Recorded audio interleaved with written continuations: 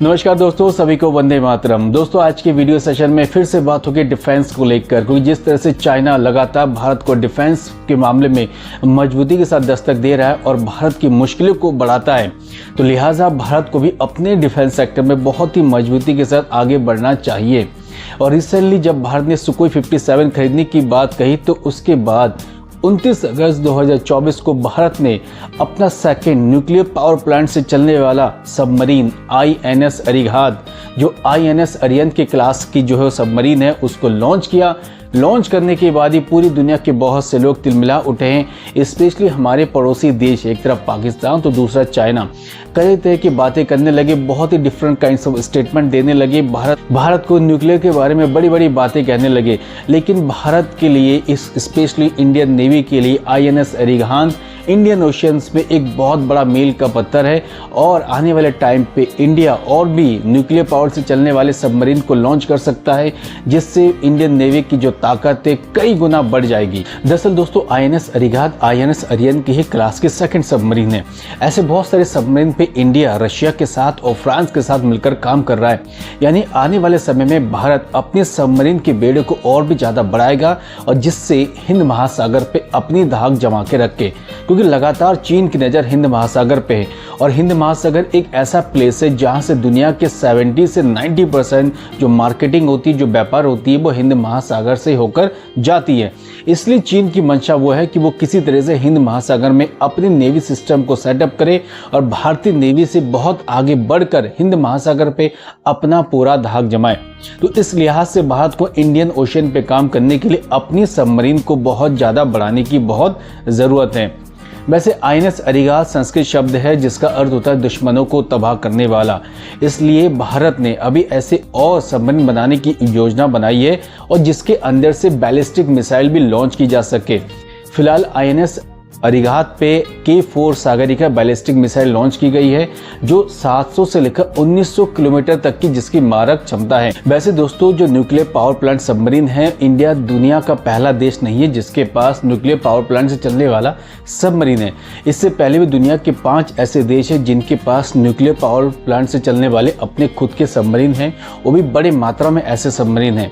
सबसे पहले 1958 में US ने USS जॉर्ज वाशिंगटन नाम से एक न्यूक्लियर पावर सबमरीन बनाया था। इस सबमरीन का यूटिलाइज करने के लिए वो प्रशांत महासागर में इसका यूटिलाइज करता है, और स्पेशली दूसरे देशों को धमकाने के लिए इस पावर प्लांट सबमरीन का यूटिलाइज किया। उसके बाद रशिया ने न्यूक्लियर पावर प्लांट से चलने वाले सबमरीन को क्रिएट किया। उसके बाद चाइना ने बनाया, फ्रांस ने बनाया, ग्रेट ब्रिटेन ने बनाया, और उसके बाद भारत ने ये सफलता हासिल की। यानी दुनिया के 6 ऐसे देश हैं जिनके पास न्यूक्लियर पावर प्लांट से चलने वाले खुद के सबमरीन हैं, जिसमें से SSN और SSBN मिसाइल बड़े आसानी से लॉन्च की जा सकती है। वैसे सबमरीन का इतिहास देखें तो बहुत पुराना है, क्योंकि सबमरीन आज के समय का नहीं है। सबमरीन सेकेंड वर्ल्ड वॉर से पहले की एक कहानी है। एक टाइम ऐसा था जब नेताजी सुभाष चंद्र बोस जर्मनी गए थे, और वहाँ हिटलर से बात करने के बाद उन्होंने एक प्लानिंग बनाई थी कि वो डायरेक्ट पहले जापान जाएंगे, जापान से इंडिया के नॉर्थ ईस्ट में एंटर करेंगे। लेकिन जापान जाना और बड़े एयर से जाना या दूसरे तरीके से जाना आसान नहीं था, क्योंकि हर तरफ नेताजी सुभाष चंद्र बोस को पकड़ने के लिए बहुत से स्पाई छुपे हुए थे। उस टाइम पर U-180 नाम से एक सबमरीन थी जर्मनी की। नेताजी सुभाष चंद्र बोस को सबमरीन में बिठाने के बाद लगभग 25,000 किलोमीटर की समुद्री यात्रा पार करके वो जापान पहुंचे थे। यानी सबमरीन की जो कहानी है वो बहुत पुरानी कहानी है, और सबमरीन 1940 से भी पहले की एक कहानी है। फिलहाल आज के डेट में अगर किसी भी कंट्री को नेवल बेस सेटअप करना है, उनकी नेवी को स्ट्रॉन्ग करनी है या समुद्र में लड़ाई करनी है, तो उसके लिए सबमरीन सबसे बेस्ट वेपन है। दोस्तों, किसी भी देश की अगर नेवी की बात करें तो नेवी की सबसे स्ट्रॉन्ग कड़ी जो है वो सबमरीन है। और सबमरीन के फायदे क्या है कि सबमरीन से 2 तरीके से आप अपने समुद्री क्षेत्रों की रक्षा कर सकते हैं।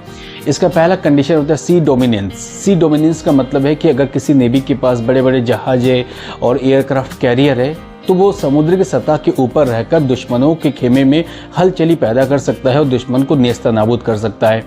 दूसरा है इसमें सी डिनायल। सी डिनायल का मतलब है जिसमें सबमरीन का यूटिलाइज होता है, जिसमें नॉर्मल सबमरीन भी होते हैं और न्यूक्लियर पावर प्लांट सबमरीन भी होते हैं। ये सबमरीन डीप गहराइयों में जाते हैं, बहुत गहराइयों में जाने के बाद वहाँ से मिसाइलें लॉन्च करते हैं और दूसरे देशों के, चाहे सबमरीन हो, दूसरे देशों के जो एयरक्राफ्ट कैरियर हो, इनको सर्विलांस करते हैं, पता भी लगाते हैं और साइलेंटली इन पर अटैक भी करते हैं। यानी नेवी के लिए दो कंडीशंस होते हैं अपने समुद्री क्षेत्रों की निगरानी करने के लिए, एक सी डोमिनेंस और दूसरा होता है सी डिनायल। दोस्तों, किसी भी कंट्री की नेवी के पास अगर सबमरीन है तो उसकी क्लासिफिकेशन दो तरीके से की जाती है। सबमरीन की क्लासिफिकेशन पहला होता है प्रपल्शन टेक्नोलॉजी, दूसरा होता है यूटिलाइजेशंस। इन दो तरीके से हम किसी भी सबमरीन की क्लासिफिकेशन कर सकते हैं। अगर आप पहले नंबर पे प्रपल्शन टेक्नोलॉजी की बात करेंगे तो उसमें दो कहानी है, एक है कन्वेंशनल फ्यूल और दूसरा है न्यूक्लियर फ्यूल। यानी कोई भी सबमरीन दो टेक्नोलॉजी से चलती है, एक है कन्वेंशनल फ्यूल से, दूसरा न्यूक्लियर पावर टेक्नोलॉजी से। अगर आप कन्वेंशनल फ्यूल में जाएंगे तो इसके दो कैटेगरी बनेंगे, एक कैटेगरी बनेगा डीजल इलेक्ट्रिक एयर इंडिपेंडेंट प्रपल्शंस और दूसरा बनेगा एयर इंडिपेंडेंट प्रपल्शंस।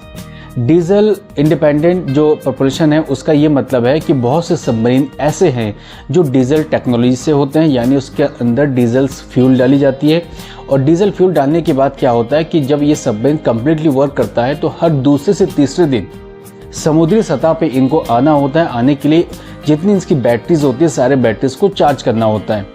हालांकि ये वर्क भी बहुत अच्छा करते हैं और सस्ते भी बहुत होते हैं, लेकिन इनकी सबसे बड़ी प्रॉब्लम होती है कि 2 से तीसरे दिन समुद्री सतह पर आएंगे, अपने सारे बैटरी को चार्ज करेंगे।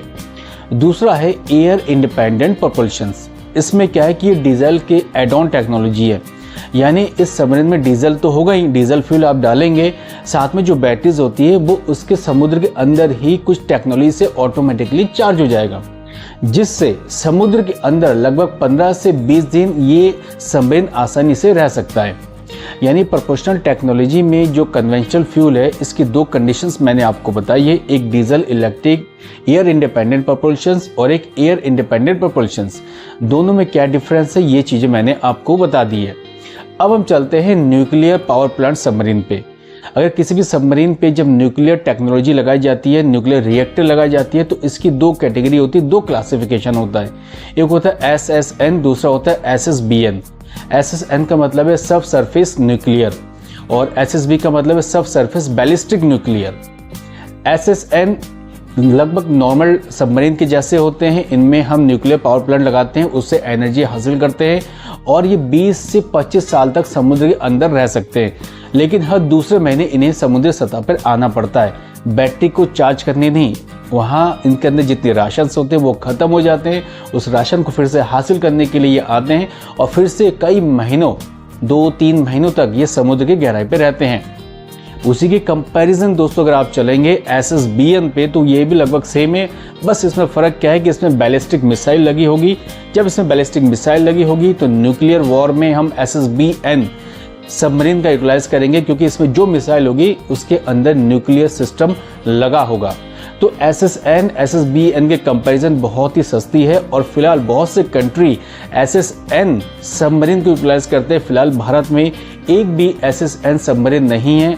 भारत के पास 16 सबमरीन है, जिनमें से 14 सबमरीन डीजल इलेक्ट्रिक बेस पे है और 2 सबमरीन हम न्यूक्लियर पावर प्लांट पे हासिल कर चुके हैं। दोस्तों, अब INS अरिहंत के कुछ स्पेशल फीचर्स के बारे में भी हमें बात करनी चाहिए। INS अरिहंत का वजन लगभग 6000 टन के आसपास है और ये INS अरिहंत के क्लास का सेकेंड न्यूक्लियर पावर से चलने वाला सबमरीन है। और मैंने पहले भी कहा कि इंडिया लगभग रशिया और फ्रांस के साथ ऐसे और भी सबमरीन बनाने की योजना बना चुका है और आने वाले टाइम पे हम बहुत सारे न्यूक्लियर से चलने वाले सबमरीन को हासिल कर सकते हैं।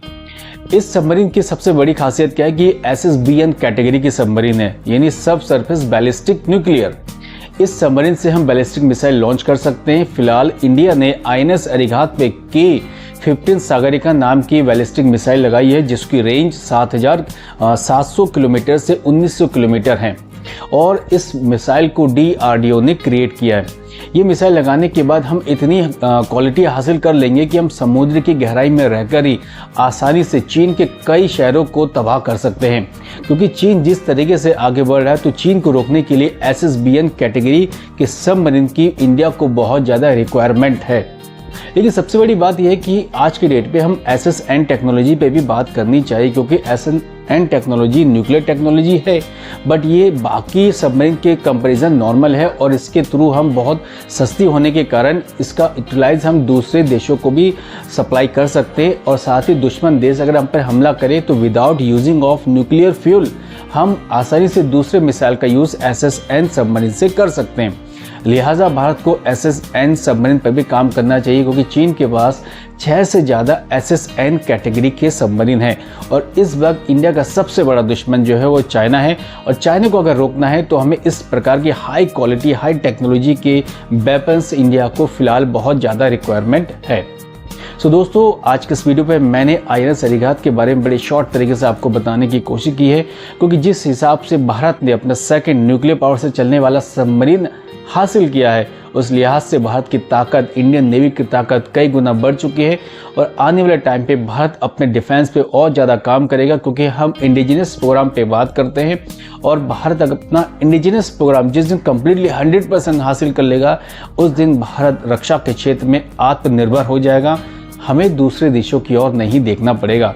और साथ ही अगर एक तरफ हमें एक साथ 2 मोर्चे पे लड़ना पड़े, चाहे पाकिस्तान हो चाहे चाइना हो, सभी को नेस्तनाबूद करने की क्षमता भारतीय जवानों में है।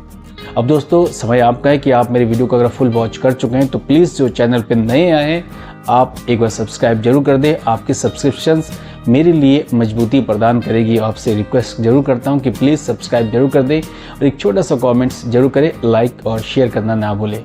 कल फिर मिलेंगे एक और नए डिफरेंट टॉपिक के साथ। Thank you. जय हिंद।